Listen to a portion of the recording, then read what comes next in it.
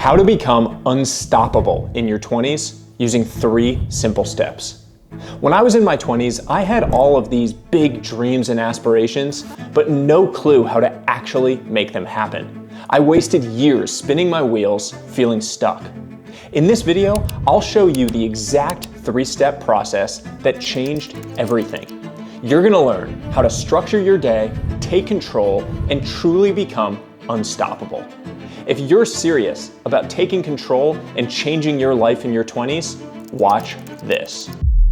So to walk through the real framework that I have for designing your life, for building your days to reach your desired dream state future, I've got my friend Lucas here. Lucas and I work together. He's a highly ambitious 27-year-old. I see him making one critical mistake on a daily basis that I think a lot of you are probably making, that I certainly was making in my 20s. And I want to walk through exactly how I would fix that, how I would make the changes to actually move forward and actually take the daily steps to get to where he wants to get to. We're going to show the screen recording with my calendar app to actually go through a single day and lay out those 4 types of time in my non-negotiables and how they'll play out. So talk to me a little bit about where your current day is. You have these aspirations for your future. What are you doing when you wake up in the morning and from then on throughout the day? I mean, I have a very regimented morning routine, and then, we work out together.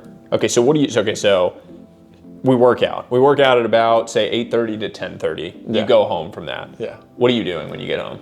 I'll do some editing for you. I'll go on YouTube and research different videos. At what time? Specific, do you know exactly what you're doing? You get home from working out with me at 10:30 or at 11, you're eating presumably after the workout.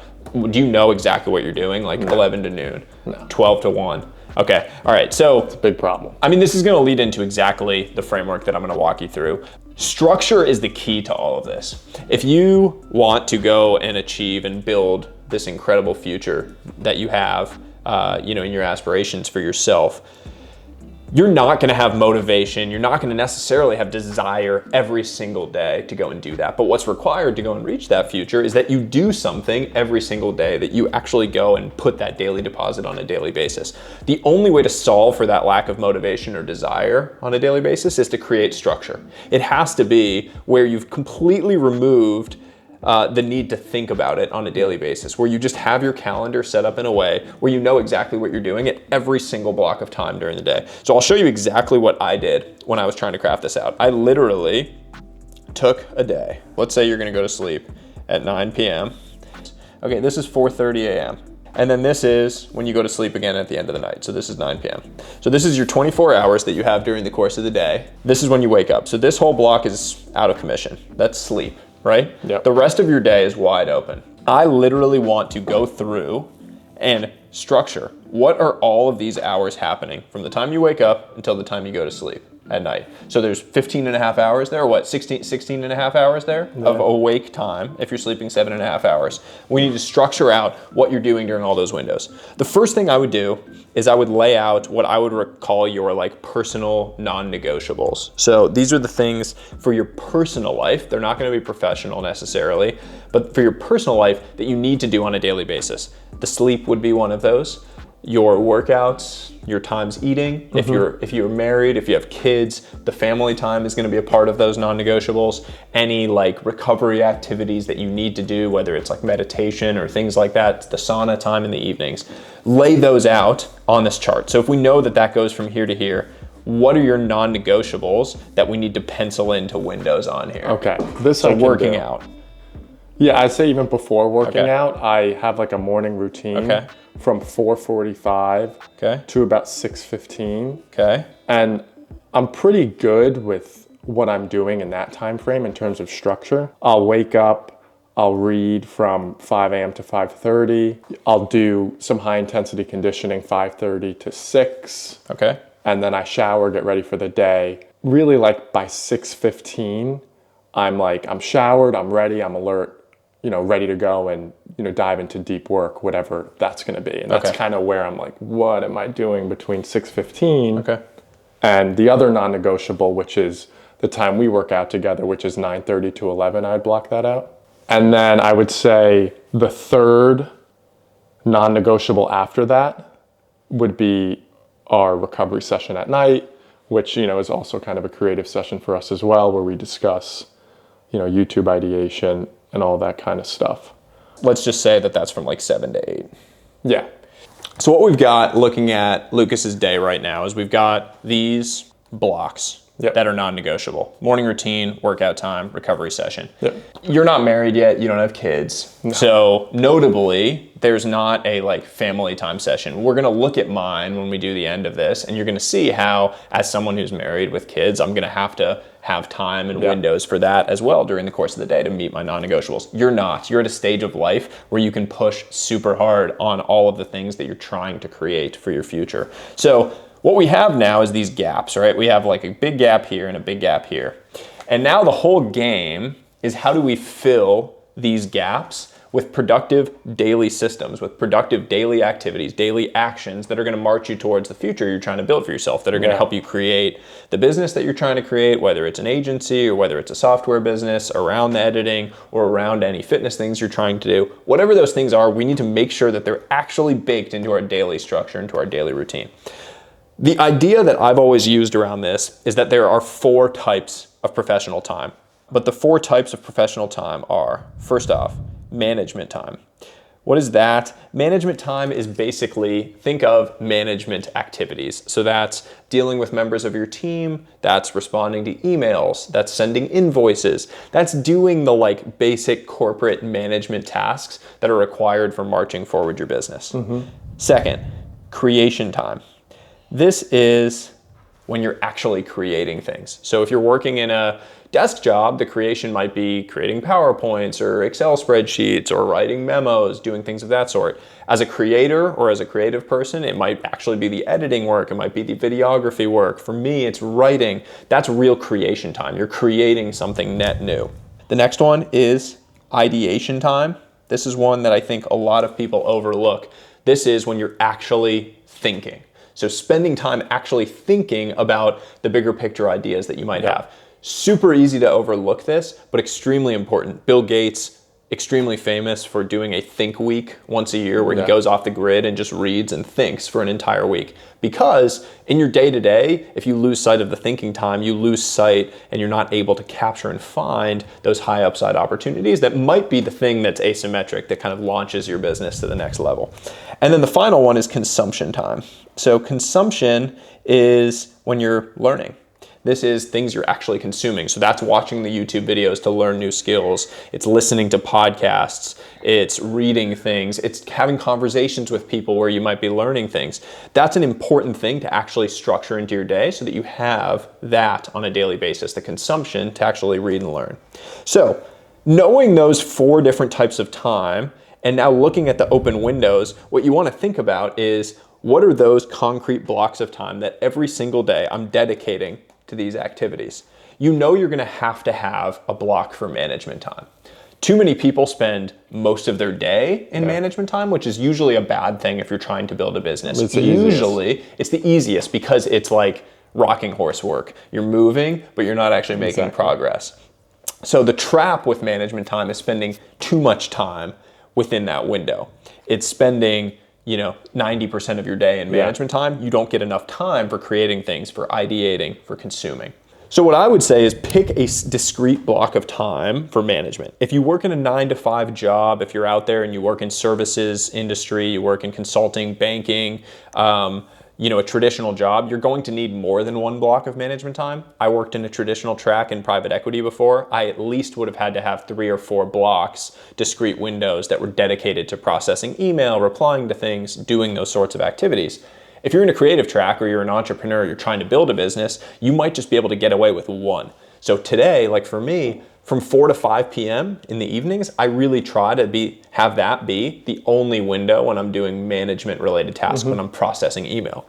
The other benefit of putting this in a focused, discrete block is that you make it a concentrated activity. So it's leveraging what's called Parkinson's law, which says that work expands to fill the time allotted for its completion. So you are able to sit down and really focus on the management tasks because it's in a discrete block. Because you look at your calendar and say, I only have an hour to do all these emails, send these invoices, do these things. You do them very efficiently. If you have the whole day to do it, you take the entire day to do it.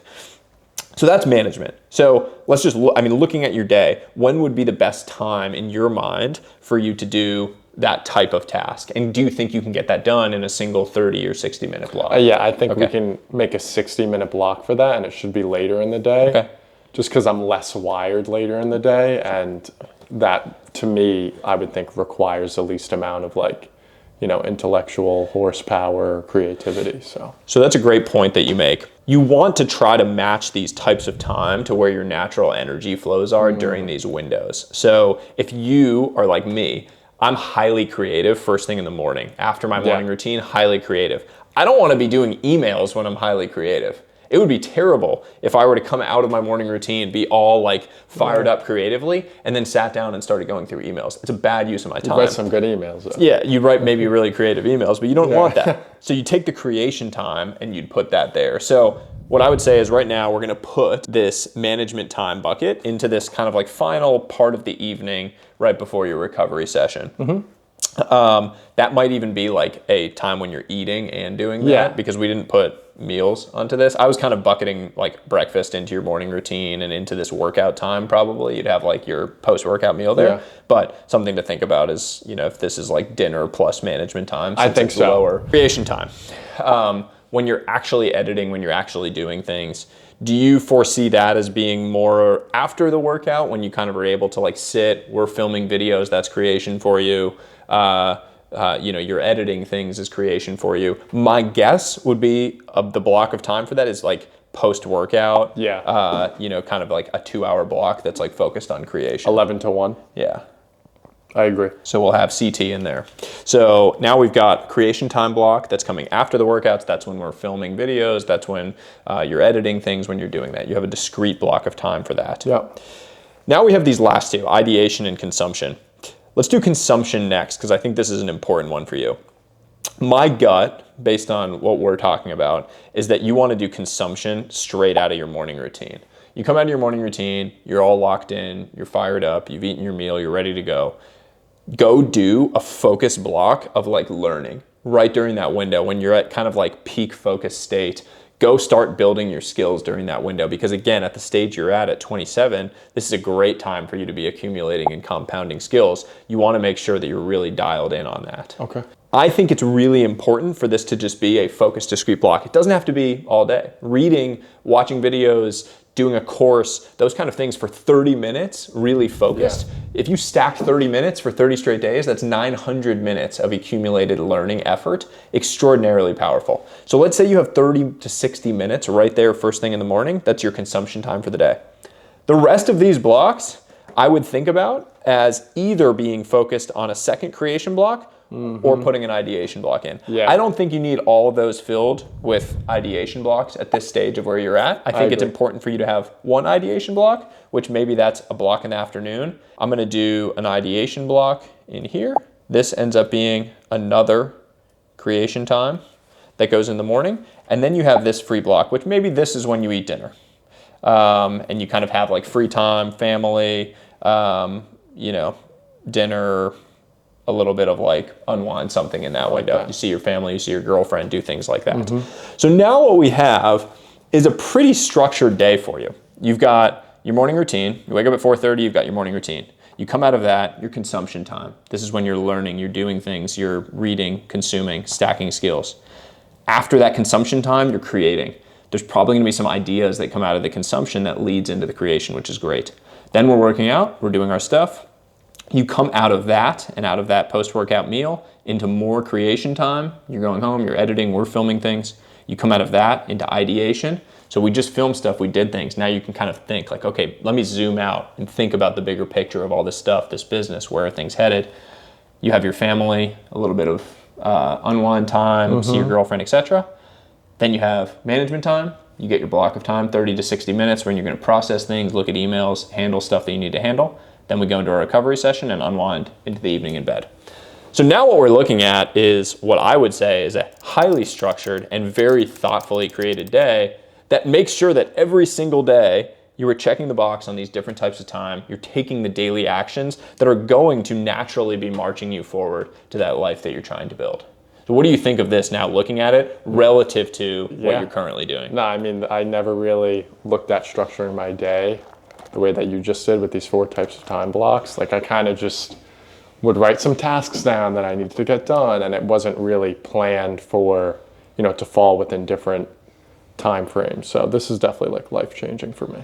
Yeah, I think all of us naturally default to like sloth mode. And I'm like that for sure. If I don't have structure to my day, and actually we'll walk through this with my own day because I've gotten lazy about this recently. I was working on book stuff, and so I was feeling just like, oh, I need to get this done, this big creative project. And I allowed these other areas to slip. And now I need to lock it back in, because what happens to me is if I don't have this structure, the way I'm wired is I'll just do nothing. I'll float around on little things. I go back to that rocking horse work that I said, where I'm I can tell myself I'm making progress, but really what I'm doing is a bunch of this management time stuff. And I'm not really moving the ball forward on the most important things, which are the creation, the ideation, the consumption for me. As a creator, that's what I really need to do. I've hired people to do the management things, and they can be great at that. And that's the ultimate goal of where you're trying to head, is that there are other people doing the management things, and you can focus on the higher upside stuff. Hey dude, would you keep it down? I'm trying to hear the sound of them hitting subscribe. So let's walk through that process with my day. I mentioned I've been getting kind of lazy with this, so this will actually be a productive activity for me to walk through this.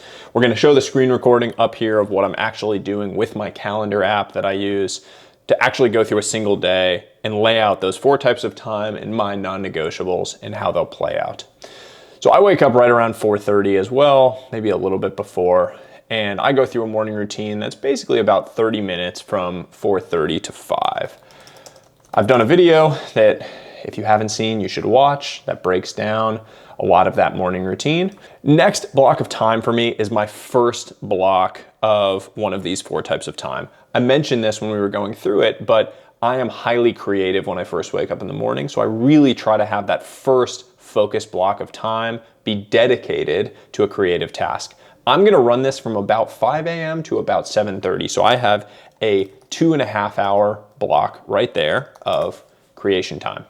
Coming out of that, it's about 7:30. This is where my first non-negotiable comes in, which is family time. My son, I have a 2-year-old toddler, wakes up right around then, 7:15, 7:30. I always try to have about an hour with him and my wife where I make all of us breakfast, we sit down, we play, we have a little bit of fun. So I'm gonna mark on here, family time. That's one of my non-negotiables that I have baked into the day.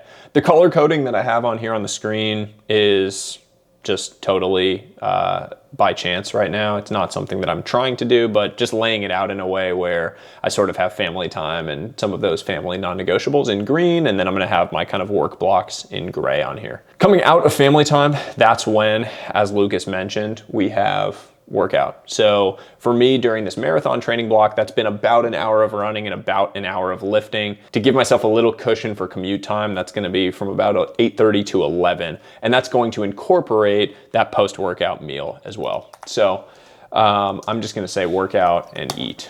Now I have from about 11 until, let's say when I go to bed, about 8 p.m. I'm a early to bed guy because I wake up at 4:30. I'm really trying to get 8 hours of actual sleep. One rule of thumb, if you're in bed for 8 hours, you're not getting 8 hours of sleep. You're probably getting about 7. So if you're gonna try to get 8 hours of sleep, you really need to be in bed for about 9, just as a rough rule of thumb. So let's say I'm gonna be in bed at 8 p.m. I have now from 11 a.m. to 8 p.m. to fill out with these other types of time. Now, I'm gonna fill this out a little bit backwards. Management time, when am I doing that? I mentioned this when we were chatting. Management time, I try to condense into a single window. We're gonna say from about 4 to 5.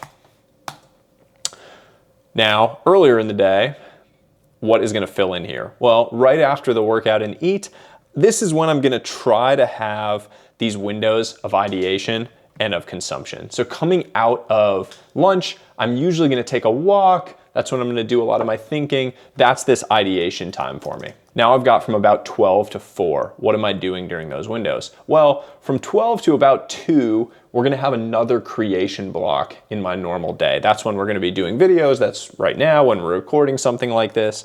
So that's gonna be another important block of time for me, another important block of creation time. So now I've got a lot of creation time on my schedule. I've got that little window of management time later in the day, and I have a couple of open windows here that I can fill in. This is when I really think about consumption time. So I'm probably going to say that from 3 to 4 is consumption time. And for me, that's reading things, that's conversations with people I've been wanting to talk to. So it could be a phone call with someone, it could be a walking call, it could be a little coffee meeting, it could be something like that, but it's when I'm learning, it's when I'm consuming things.